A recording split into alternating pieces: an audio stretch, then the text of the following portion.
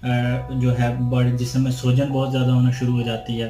सूजन के अलावा जिस्म के अंदर जो नमकियात हैं जिसमें ख़ास तौर पे पोटेशियम है, पोटेशियम का लेवल बहुत ज़्यादा बढ़ना शुरू हो जाता है और ये एक ऐसा इलेक्ट्रोलाइट है, ऐसा एक मिनरल है जो बढ़ने से बॉडी के अंदर बहुत सारे ख़तरनाक पेचीदगियाँ जिसमें दिल की पेचीदगियाँ जो शामिल हैं वो हो सकती हैं, हत्ता कि मरीज़ की मौत भी वाक़ई हो सकती है। इसी तरह एसिडोसिस होती है कि सीवियर एसिडोसिस, खून में तेज़ाबियत बहुत ज़्यादा होना शुरू हो जाती है। आपका खून साफ़ होना जब बंद होता है तो जो यूरिन जो जिस्म के तेज़ाबियत को एडजस्ट करता है वो करना छोड़ देता है। एज अ रिज़ल्ट एसिडोसिस होना शुरू हो जाती है। एसिडोसिस, हाइपरकैलेमिया और इसी तरह फ्लूइड ओवरलोड, और उसके साथ साथ फिर वो फ्लूइड आपके फेफड़ों में भी जमा हो सकता है, दिल के गिर्द भी जमा हो सकता है और आपके दिमाग के ऊपर भी जो इलेक्ट्रोलाइट्स हैं उसके मुतासर होने से मरीज़ को गनुदगी की कैफियत हो सकती है और बेहोशी की कैफियत हो सकती है। तो ऐसी कंडीशन में डायलिसिस करना बड़ा ज़रूरी है। डायलिसिस का फिर ये होता है कि नेफ्रोलॉजिस्ट आपको बताते हैं कि